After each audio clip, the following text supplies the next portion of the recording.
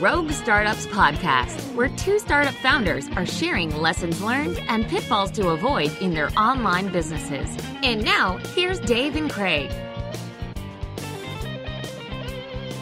All right. Welcome to episode 150 of Rogue Startups. Hey, it's a milestone episode. Yay, we made it. Yay. We didn't die and burn in podcasting inferno just yet. Yeah, just yet. Yeah, we're still kicking. Happy birthday to us, I guess. Yep. No, it's good, man. It's fun. I listened to like Startups for the Rest of Us, episode 417 this week, I think, and I'm like, wow, they just got started earlier, and they publish every week. We slack off a lot, but I think we're kicking it. And actually, Dave, I think we've gotten more like engagement and feedback from listeners in the last 6 months than we ever have before. So maybe we're asking for it more or talking about when it happens more on episodes like this. But yeah, I had someone reach out that listens to the podcast that is potentially interested in our customer success engineer role. And just, a lot of like, nice. Hey, want to kind of shoot the shit or catch up or meet up next time you're in town or something like that. So yeah, it's been really cool. Well, I think the level of our discourse has really come up quite a bit in the last year. I mean, I've liked the episodes that we've been putting out the last year. I hope everybody else has too.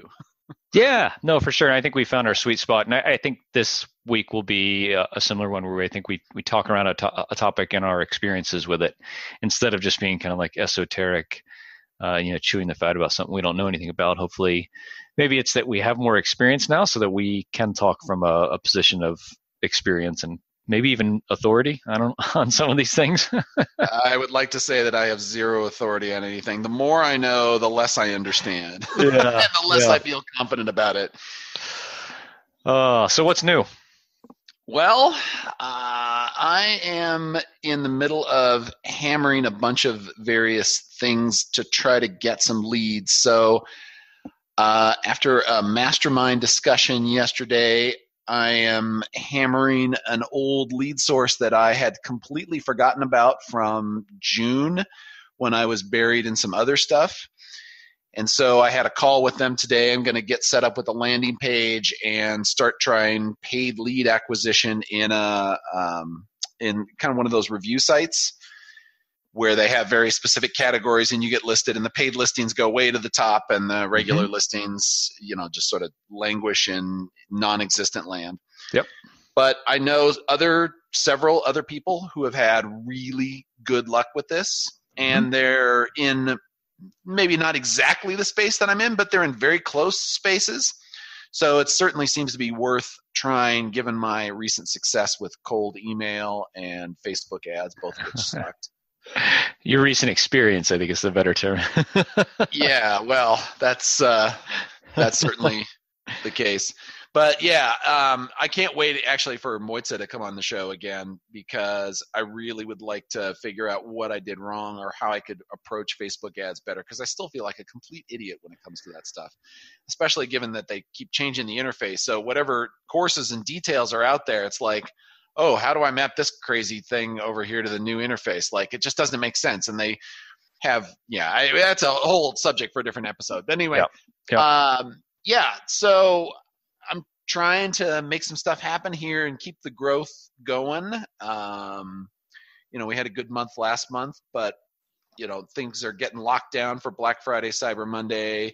So people are getting way more conservative about it. So now I have to take a defensive approach and get ready for the January bump when people start to look how they want to change their stores after the holidays. So trying to get in front of people, get some brand awareness, get some top of the funnel leads and things like that. So that's my primary focus at the moment. Oh, also getting ready for Black Friday, Cyber Monday. Like our infrastructure, we had to up some servers this year, which was the first time we ever had to do this. And the guy that originally built this, I mean, I worship at this man's feet, because he made it so incredibly easy for me to scale this thing. It was literally clone a server, install the software, add it to the load balancer.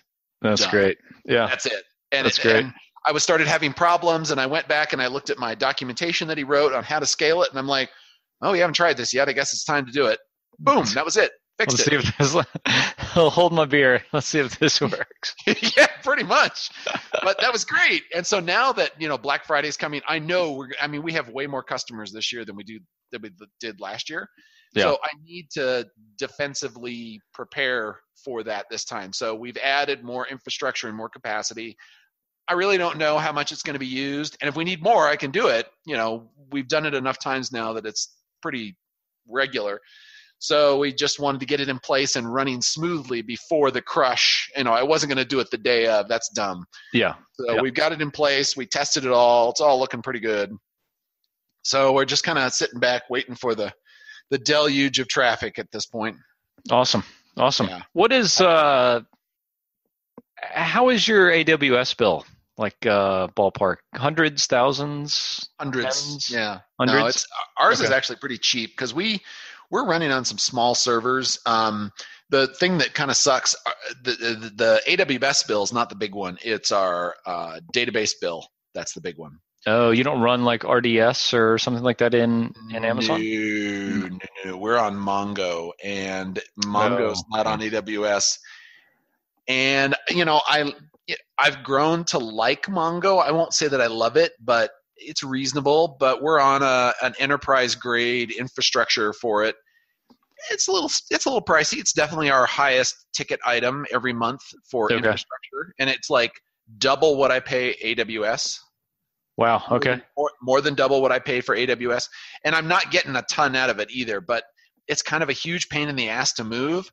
So it's one of those things that I'm not really anxious to change at the moment. And that was changed just before I took it over, and there were reasons for it. He went through a whole bunch of elaborate reasons why it was changed and how it got better and all of that stuff. And I'm certainly not a Mongo expert, so my reluctance to change it has to do with the fact I've got 5 priorities and switching database vendors ain't one. Mm-hmm. Mm-hmm. So yeah, as long as it's doing its thing, I'm kind of leaving it alone. Although I'm not really excited to go to the next tier because the tiers double. And sure. It's already expensive and it's about to double. Yeah. It's going to basically take me into thousands if I double it. And, just my revenue takes a big hit out of that. And I don't really want to do that because I'm not really getting much for it. Just more data storage. So we implemented policies like data purging policies. If you're on a certain plans, you only get data for a certain amount of time. Mm-hmm. But most of our data is like indexes, and so we're constantly rebuilding the indexes and futzing around with that stuff just to keep the bill low. And Interesting. Not the best use of my time, I'll tell you that. No, I hear you. I mean, it's difficult. We ran into the team from Packet at SaaS.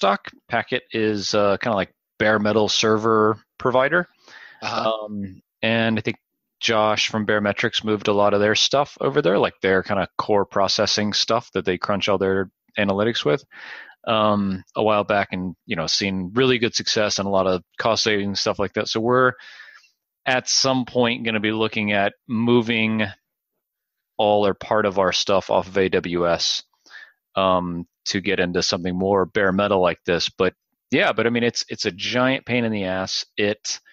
And this is for Castos, just because we move big giant files, and our AWS bill is just ridiculous. But I mean, it's right. Is that mostly S3 or is that bandwidth or? Yeah, it's S3. Data egress out of S3. Yeah. And then we put a CDN on top of that, so that makes it a little cheaper. But between the two of them, they got us. But I mean, we're looking at some ways. I think we're at the point now where it's worth the time. And I think it's kind of like part of what we're talking about today a little bit is like, it's not worth addressing this kind of stuff when you have 10 or 20 or 100 customers. But when you have a bunch of customers and the time and money and developer time to go to put into something like refactoring all of this stuff, kind of makes sense, as opposed to just spending, hundreds or thousands of dollars extra a month. If you can spend $5,000 one time, then, it kind of makes some sense. So, sort of a side note, there's like, if you're starting today, as opposed to starting 3 years ago, like you get so many more better infrastructure changes or setups that are cheaper. Like this week, are you familiar with MemSQL? No, I'm not. So MemSQL is a database. It's an in-memory database. They basically support clustering, but they're more of a relational kind of database. So they support standard SQL syntax, unlike something like Mongo or NoSQL or whatever. And they also have JSON support. So it's kind of like a bridge between the old world and the new world. And I actually use them at my freelance client, which is how I found out about them. But these guys, get this, have a free enterprise grade license. Wow. That is completely and totally feature, like every feature that they have in their enterprise, totally enabled. Nothing's left out, up to 128 gig in data. Wow. Yeah. I mean, that's like 6 times what I'm getting for, hundreds of dollars a month.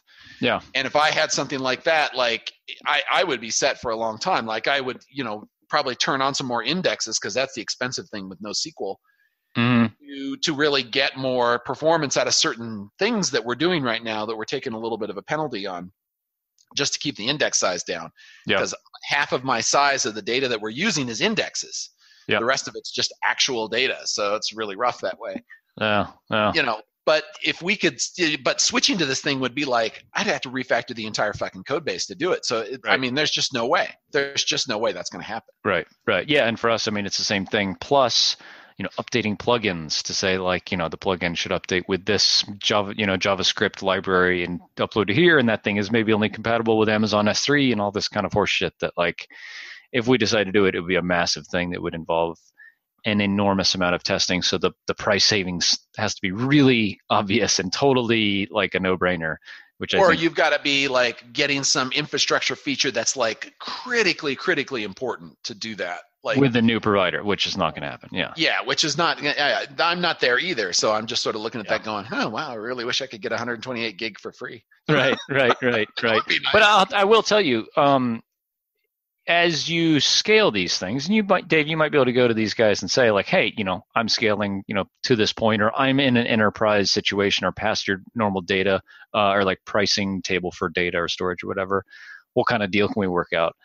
They all the people I've talked to have been very amenable to like, yeah, this is our standard deal, but for you guys, since you're just using a ton of data, we can do this. So it's not, the price is not always the price.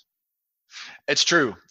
Although, I've had 0 conversations with them, so I don't know how amenable they would be. They might be. Yeah, it's worth an email. I mean, for you and everybody, it's, I think it's worth an email to say, hey, I know this is what it says. I'm doing this much. What's the deal?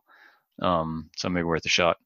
So from my end, talking about Facebook ads. So I do have the few pieces of the Facebook kind of campaigns in place, running 2 different sets of Facebook ads, 2 ad sets, I guess, whatever the top level thing is. 2 different approaches to Facebook ads. This is for Castos. They've been running a couple of days so far, and one of them is looking really good already, so that's cool. The other one, we're still waiting to get some more data on. And so, Moitza has been into my Facebook ads account and told me some stuff that I was being a total knucklehead about. And so kind of tweaked a couple things. We're going to let these run for another, I don't know, until there's like, quote, significance of some sort. And she says she'll know when that is, that, this is working or this is not working. And so, for that episode, we should be another couple weeks away. I'm really excited to be able to share, what we're seeing and learning with everybody and have her kind of tear apart what we're doing, because I think some stuff is working, and if it's not, then it's really nice to share. That's the more important thing. It's like, this isn't working because of this. It's super complicated and a great way to spend a ton of money and get no value. But if you can figure it out, it's I think the thing is, Dave, and I think we've talked around this, I think Facebook ads is a thing you can scale from like not 0, but a little more than 0, like traction, to a pretty decent amount of traction, but it won't scale forever.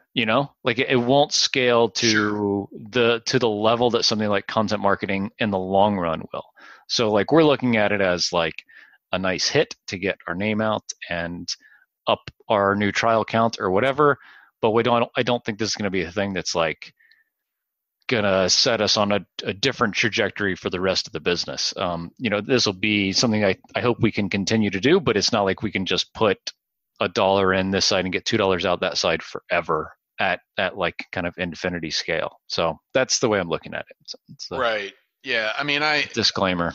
I'm beginning to get a slightly different feeling from Facebook myself. It either works for your market or it doesn't.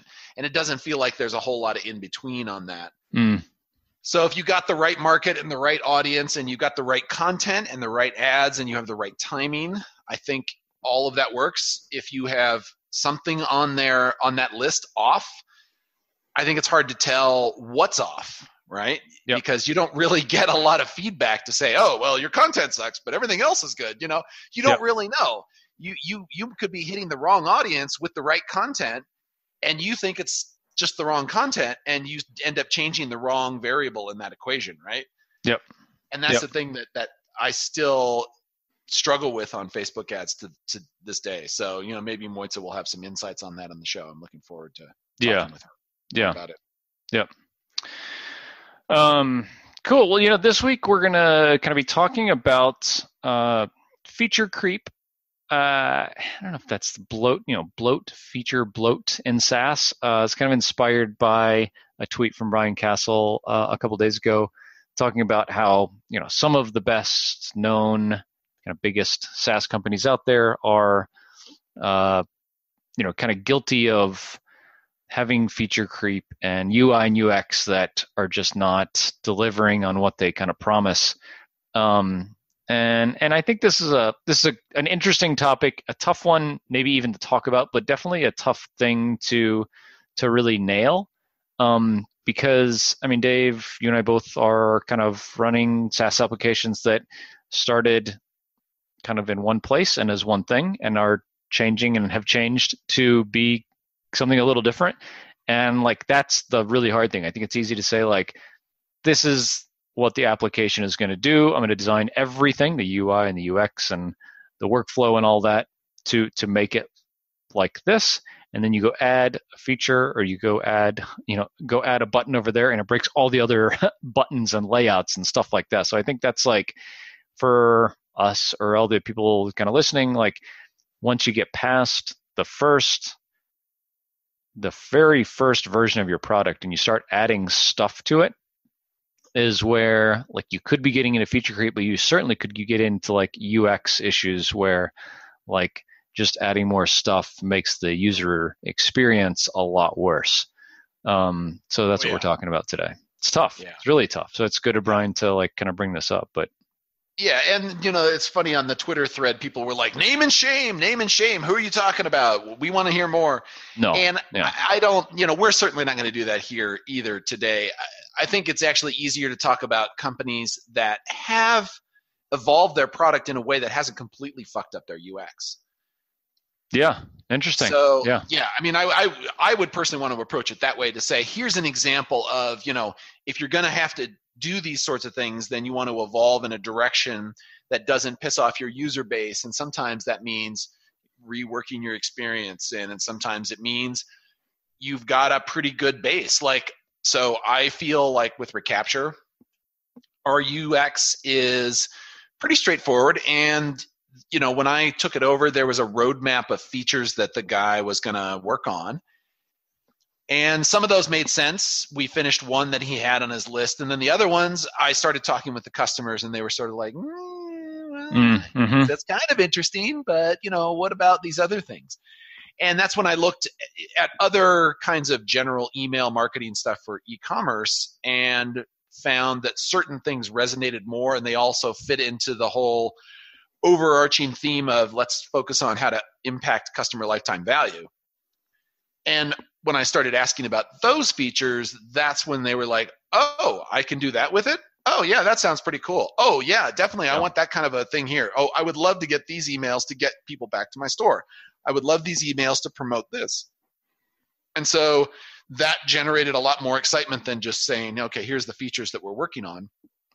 But the way that the product was set up made it very easy for me to just sort of add another menu item, add a widget to the dashboard, and then there was a section that basically was visually and workflowy, if that's even a word. It is identical. Now. It is now. Yeah, sure is. It was identical to the other parts of the product, and that meant faster development from my side because he had a pretty decent campaign manager and settings for this thing, and it was all generally intuitive, and it followed material design guidelines, and so I didn't really have to think about all the UX. I didn't have to hire an expert to deal with all that. I just added on more of what was already working. Mm-hmm. But I can see that at some point we're going to hit a limit with that. Like if I had to add 3 more of those things in there, it would start to get a little unwieldy, and I'd probably want to redo like the dashboard screen. Yeah. So that things were a little better organized. And if I needed to add 3 more, then I'd probably also want to have a different way to surface the analytics. So you're not clicking and clicking and clicking to get all of the data. Kind of have it all in one place and switch between tabs to say, here's this and this, or, let them drag and drop to say, here are the things that are really important to me. Like, show me these metrics. I don't care about the rest of this. Yep. So yeah, there's definitely some things that could be done in there to fix it. But like, the guy had put a lot of time and a lot of effort into designing this thing in a way that was naturally extendable. So he obviously had some great UX and UI talent built into his own experience. I don't know what his previous development experience was prior to this, but this was clearly not his first app. And just based on the way that the code was written and commented and documented and everything like that, he'd been doing this for a while. So I think when you're in that kind of a scenario, you've got a lot to work with, but not everybody's in that scenario. I certainly, with the WordPress plugins that I've got, they were and still are not necessarily always in that place. They're better than they were, but man, when we took them over, they were a shit show. Yeah. For everywhere from the admin to the back end to the front end, all of it was crap. And it's even worse on WordPress because we're constantly having to keep up with whatever evolution happens. So from WordPress 3 to 4, there was a huge jump. From WordPress 4 to 5, there's coming another jump. And so every time we got to catch up with those jumps and we got to redo a bunch of stuff to keep up with it, whether we want to or not, but it's the experience that everybody sort of expects. So you're forced into conforming to that model. And when you don't conform to that model, like I still remember a couple of stinging reviews from some WordPress core members that were talking about how our admin experience was, quote, janky. So, yeah, I mean, yeah, I've been on both sides of this. It's not fun either way. But, yeah, I mean, how about you? Yeah, I mean, so, I guess my most recent experience with this, we went through a pretty major UI and really UX in terms of like how I'd consider like onboarding and getting started with Castos recently, about a month ago. And we're still dealing with it and addressing it, both with support and in engineering. And that's the whole other thing I want to talk about next is like the long-term debt of all this kind of stuff, like adding a new feature. It's not the upfront development time. It's like all the shit that goes into it afterwards. But we went from having one podcast that you're able to kind of categorize and run within your Castos dashboard to having as many as you want. So like Dave, we could start another podcast and run it off the same Castos account now if we wanted to have its own feed and own Spotify integration, all this kind of stuff.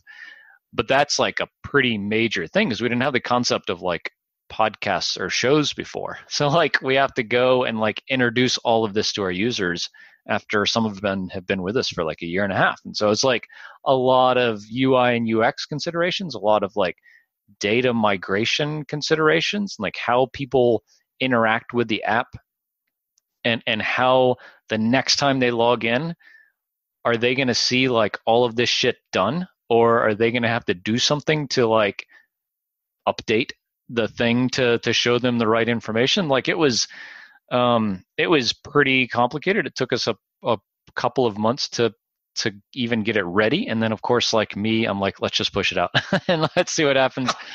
Yeah. And maybe that's why we're still kind of like, I don't want to say dealing with it because it's been really successful so far and like the feedback's been really positive.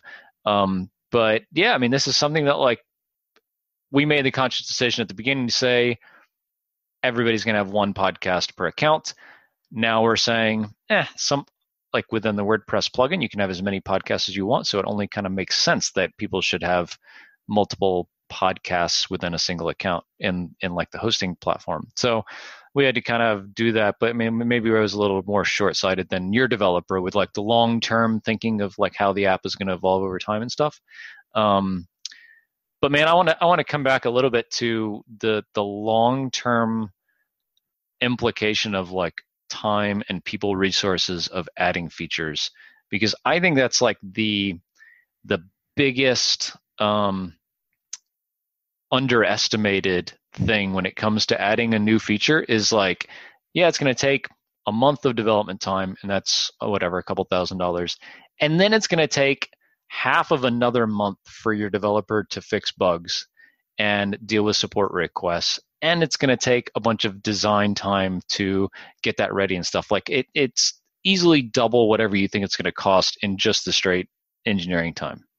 Oh, and you haven't even added in the other one, which I get killed with, and that is then there's the time that you spend promoting, explaining, and supporting that new feature because A, they're not aware of it, B, they don't know why they should care about it, C, once they figure out the first two, then they actually have to struggle trying to get it integrated. Yeah. And for me, if you're on Magento, that usually involves an extension update. So I'm constantly having to badger my users, update your extensions, update your extensions, update your extensions. Because they just don't, Magento has this terrible mechanism. And some of them, like there's like 3 different ways you can install it. And that's so annoying, first of all. Like there should be one canonical way to do it. But because they're self-hosted installs, there's a manual way, there's a composer way, there's the marketplace way. And so one of those will send you automatic update notices, but you still have to act on them. The other two, you get nothing. So a good portion of my users are on the manual or composer-based ones. And so they don't know that if they want to get new feature X, they got to update their extension. And so they'll like say, hey, I want to try this out. And I'll be like, great, here it is. And they're like, hey, it's not working. And I'm like, what's your extension? And they're like, oh, yeah, we're back here on ancient version X. And I'm like, shit, okay. Right. And that introduces additional problems. Like I had one person that canceled on me last month because they said that the extension failed for them. And I'm like, what? I've got 80 other customers that aren't having a problem with this. So like, let me help you out. But they just like moved on. Like they just don't have time for that. They don't have the patience for that. Yeah. So it's got to work flawlessly out of the gate. You got to convince them to get it there. I mean, there's a lot of friction and obstacles and things that are in your way to get them to use new features. So for my latest one with Winbacks, I had to like pick beta people that I knew were relatively engaged and wanted to put stuff on their site and willing to go through the extra effort and give me feedback, and they're communicative, and it's not easy. And then once it's out there, like you still don't get people using it all that often. So, you've got to have some engagement metrics to know, did I just build something that 3 people care about and nobody else pays attention to? Yep. Or do I have 25% of my users that are like, if you take this away from me, I'm going to come and hunt you down and knife you in the back. Yeah. You don't know. You don't know unless you're tracking that stuff. Yeah. And I think that's a really easy thing to say. Like it's easy for us to say on a podcast and everybody listening, like you should feel guilty that you're not doing this, but we're not doing it either. I mean, to really get quantitative feedback from your users about how much they value an existing or a future feature is really difficult. I mean, I think that like you have to know as the business owner how important this is, and then tell your users how important it or valuable it is, and not necessarily just wait for them to say, yeah, that's great, or I don't really care. I think, that's important, and we should listen to our users about the things they feel like they want or need. But I think to a certain extent, like they're never going to know. They're never going to know well enough for us to make an informed business decision. Like we kind of need to own that decision, I feel like. Yeah. I mean, they don't know what they don't know. And I'm not saying, oh, well, you should force your features on your users, because that's not, if you think you're hearing that from us, please, that's not what we're trying to say here. there's definitely things that you can do research and realize that once somebody understands what it is, that they're really excited about it, that they can see the value in it, and then they understand why this is going to impact their business. Yep. But there's often an educational barrier to getting to that point. I mean, there's definitely a significant number of e-commerce users that don't really understand why they should care about customer lifetime value. What does it mean to increase customer lifetime value? What impact does it have on their bottom line? And how fast will that make their business grow? Like, those are all 4 huge questions that if you ask the average e-commerce owner, I have found that less than 10 to 15% of them are even tracking it. And so the other 3 questions don't even matter. But the ones that are actually tracking it, like if you start digging deep enough, like they don't understand it. They're just like, well, I'm just tracking this because somebody told me to track it, you know? Yeah. Okay, great. But what do you do with that? Like, otherwise it's a vanity metric. Yeah. So to understand that this means a huge bunch of other things that could be really positive, sometimes you have to put that out there and help bring them up to speed to that, which also, by the way, ingratiates you to them and increases your trust. Then they like you more, then they are more likely to do upgrades and upsells and things like that. Yeah. But it's a struggle. It is absolutely a struggle. If you put in the wrong features and you're not doing education, you're just bloating your product. I mean, it's a mess. Yeah. I mean, I think for me, like what it kind of comes down to is this feature either going to enable us to keep customers around? Like, are we feature incomplete relative to the competition?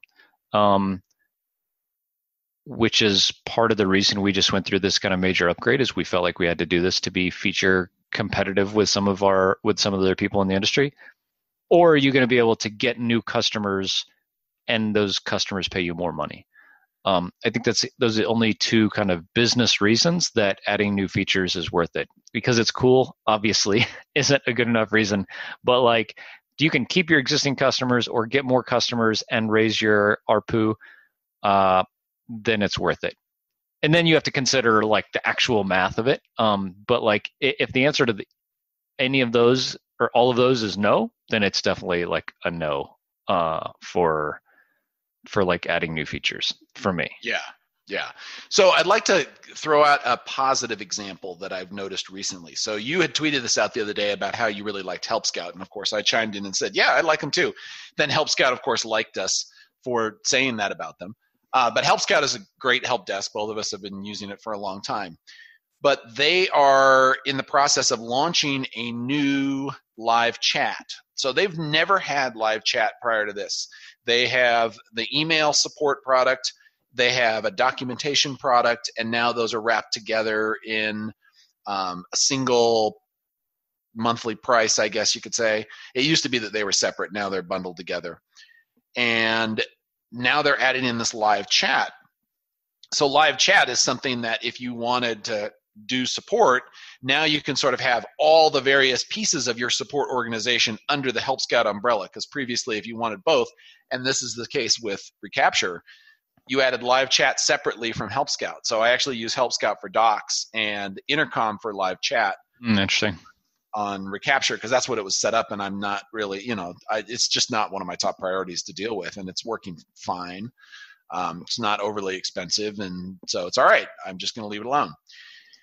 But for Help Scout to add in that live chat, that makes sense, because now they've got additional reason for you to sign up, and they've got a way to do an expansion revenue. I haven't seen what their pricing plans are, but I assume that they're either trying to make the plans more valuable so they can turn around and raise the prices, or they're doing this as an add-on. I haven't actually looked because I'm not looking to add that. And I certainly don't want live chat for the plugins. Email's fine. I don't want to have, because I get some people that are like sending us 8 emails a day and they're expecting like live turnaround support. And this is on the free install. They're trying to get it working. Oh yeah. Yep. And I'm like, okay, we'll just stick with where we're at here. Email is fine. Kind of batch our responses, because you definitely get a lot of people that are like that. Yeah. But I think that on the right site, having the email and the docs and the chat makes a whole lot of sense to bundle that all up.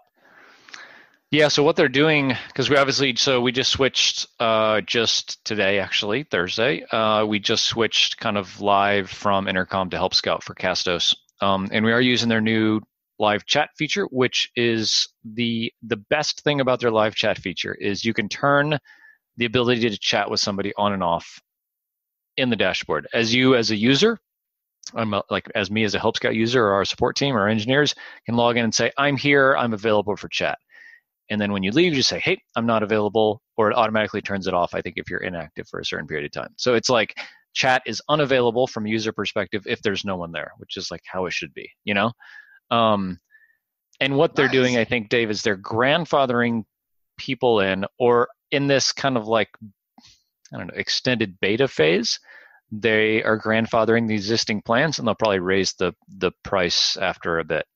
But it's still super competitive. You know, Help Scout is really interesting. I just going through this migration, Help Scout is like top of mind. So they have a couple of features, talking about features that are so great.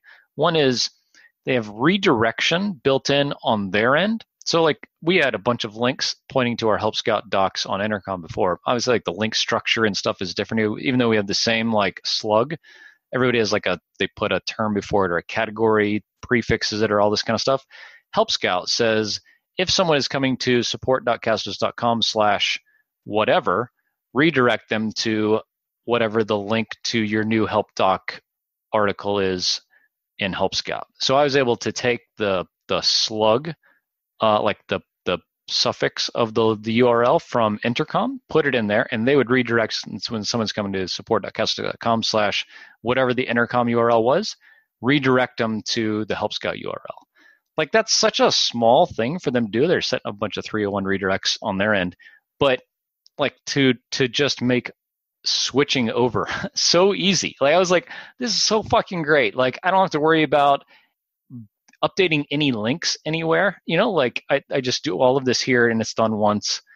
I don't ever have to worry about people like 404ing when they're going to our help docs now. Yeah, like anything you can do to wonderful. Yeah, friction and transfer like that automatically makes people more excited about using your product. I remember when we added import and export to the plugins, and people were begging for this for the longest time. And finally, you know, I was like, I just broke down and we spent some time and we did it.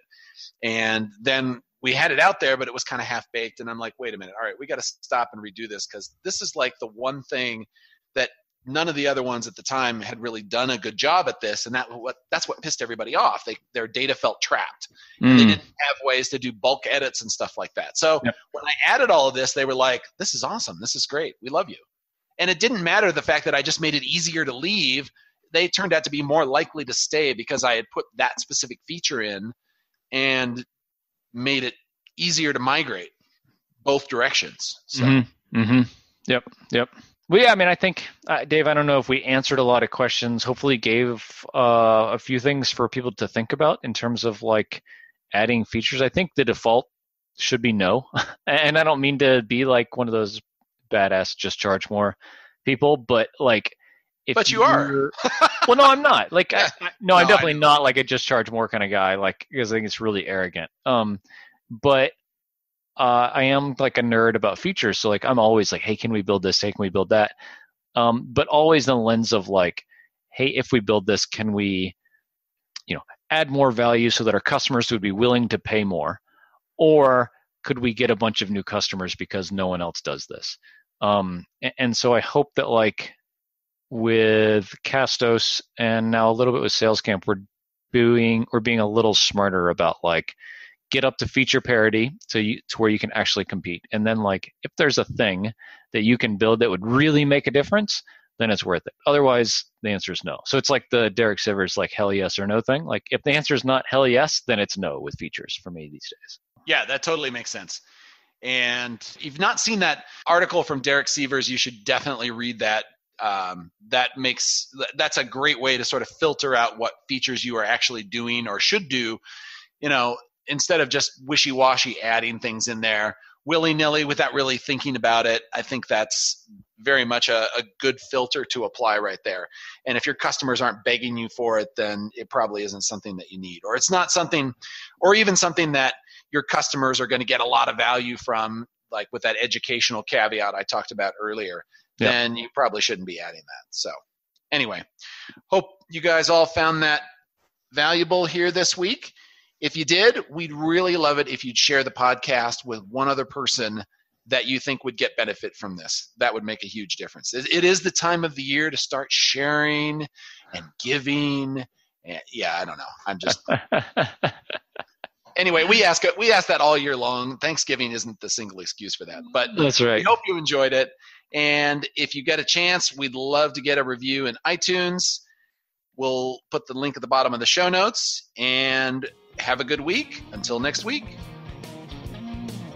Thanks for listening to another episode of Rogue Startups. If you haven't already, head over to iTunes and leave a rating and review for the show. For show notes from each episode and a few extra resources to help you along your journey, head over to roguestartups.com to learn more.